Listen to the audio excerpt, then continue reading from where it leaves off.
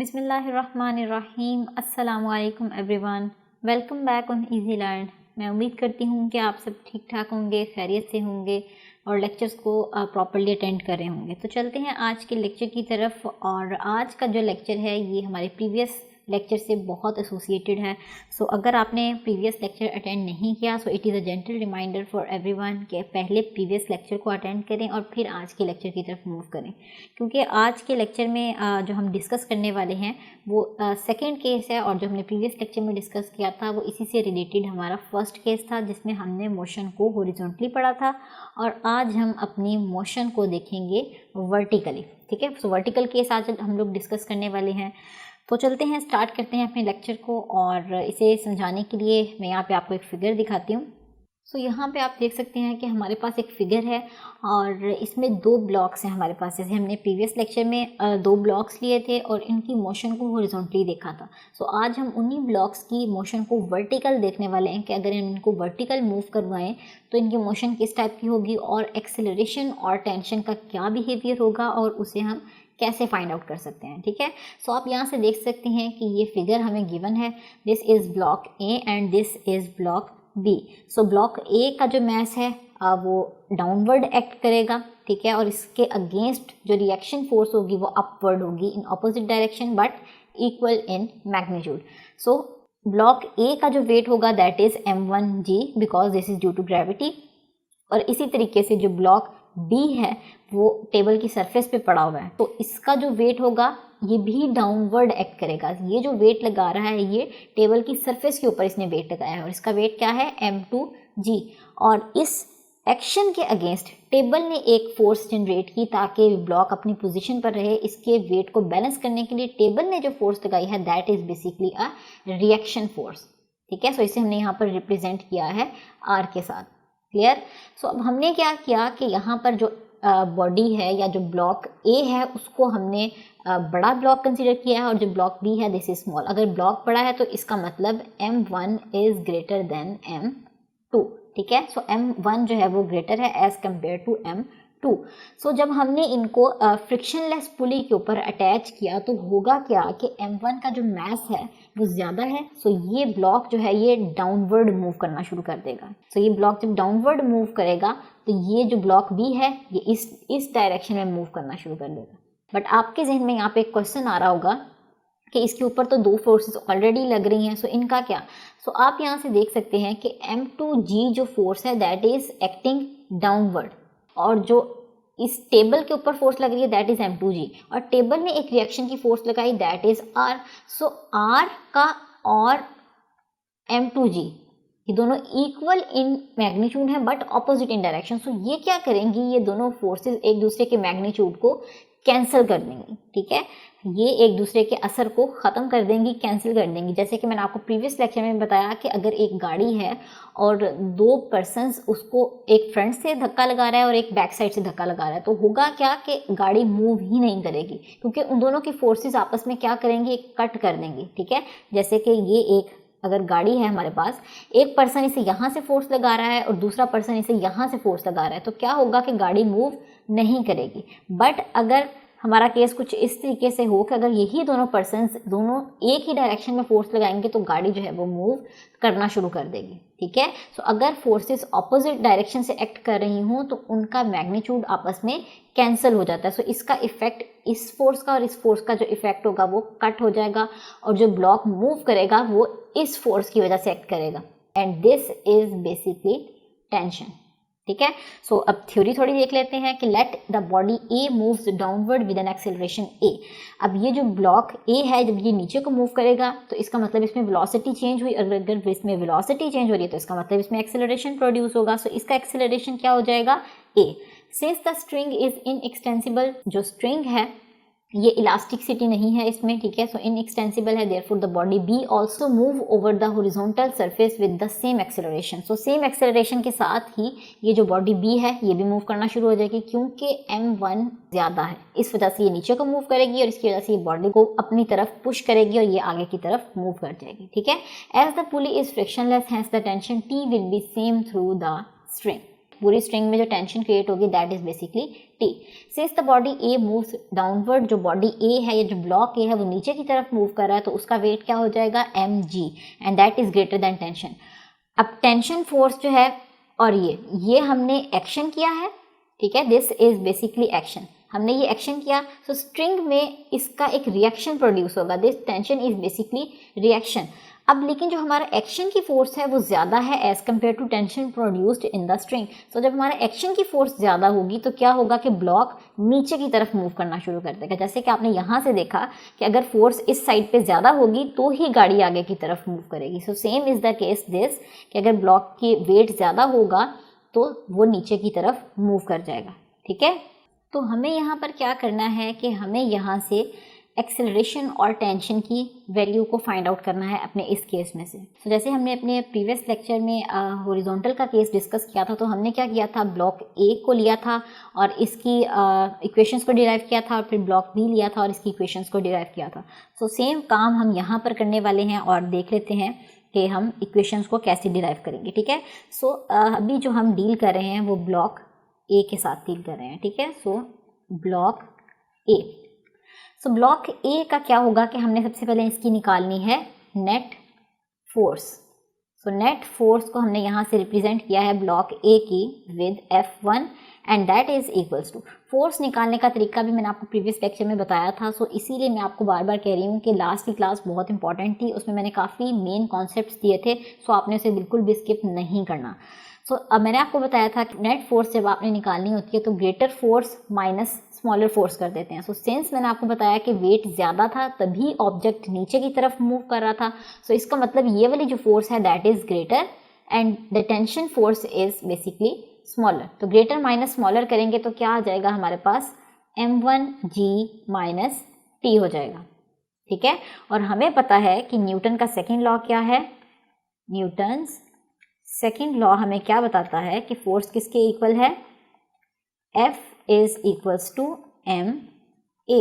तो हम जो है वो ब्लॉक ए को डिस्कस कर रहे हैं। सो ब्लॉक ए पर लगने वाली फोर्स है F1 और इसका मास है m1।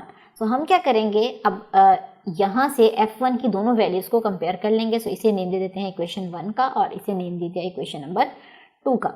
सो हमने क्या किया, यहाँ पर कंपेयरिंग कर ली, कंपेयरिंग की है, ठीक है, इक्वेशन 1 एंड 2 की। तो जब हमने कंपेयरिंग की तो हमारे पास इक्वेशन क्या बन जाएगी, m1a is equals to m1g minus T, ठीक है। सो इसे हमने अब नेम दे दिया इक्वेशन नंबर 3 का। So this is one of the main equation, so इसे हम आगे यूज़ करेंगे। सो ये अभी हमने जो केस डिस्कस किया दिस वाज ब्लॉक ए। इसी तरीके से अब हम ब्लॉक बी की भी जो कंडीशंस हैं उसे फाइंड आउट कर लेते हैं, ठीक है। अब हम नेक्स्ट डिस्कस कर लेते हैं ब्लॉक बी के बिहेवियर को और उसी तरीके से ब्लॉक बी की भी जो नेट फोर्स है उसे फाइंड आउट कर लेते हैं। तो ये थी हमारी फिगर। सो अब हम डिस्कस कर रहे हैं अपने ब्लॉक बी को। सेम केस जैसे हमने ब्लॉक ए के लिए इक्वेशंस को फाइंड आउट किया, इसी तरीके से हम ब्लॉक बी को इक्वेशंस को फाइंड आउट करेंगे। सो सबसे पहले हम क्या करेंगे कि इसकी नेट फोर्स निकालेंगे। So net force is equals to F2। F2 किसके इक्वल आ जाएगी यहाँ पे। अब यहाँ पर ये बात नोटिस करने वाली है वो ये कि देखें, मैंने आपको अभी भी लास्ट टाइम में बताया कि ये वाली फोर्स और ये वाली फोर्स इक्वल इन मैग्नीट्यूड है बट ऑपोजिट इन डायरेक्शन है। सो ये एक दूसरे के इफेक्ट को कैंसिल कर देंगी, ख़त्म कर देंगे, ठीक है। सो इन दोनों का इफेक्ट हो गया कैंसिल, और जो फोर्स इस पर लगेगी ब्लॉक पे फिर वो कौन सी होगी, ये वाली फोर्स, और इसी फोर्स को हमने नेम दिया है टेंशन को। ये बेसिकली टेंशन की वजह से ब्लॉक आगे मूव करेगा। सो इस पे हमारे पास कौन सी फोर्स आ गई, F2 की जगह पर हमारे पास सिर्फ एक ही फोर्स आती है दैट इज T। सो हमें यहाँ पर सब्ट्रैक्शन करने की ज़रूरत नहीं है बल्कि हमारे पास एक ही फोर्स है that is equals to tension force. और यहाँ से हमारे पास न्यूटन्स का सेकेंड लॉ से जो फोर्स आ रही है वो भी निकाल लेते हैं। सो न्यूटन्स सेकेंड लॉ से हमें क्या पता चला कि फोर्स किसके इक्वल होती है, F2 is equals to m2a। So 2 is basically because कि हम अपने ब्लॉक बी के केस को डिस्कस कर रहे हैं, ठीक है। सो इसे नेम दे दें इक्वेशन 4 का और इसे हमने नेम दे दिया इक्वेशन 5 का, ठीक है।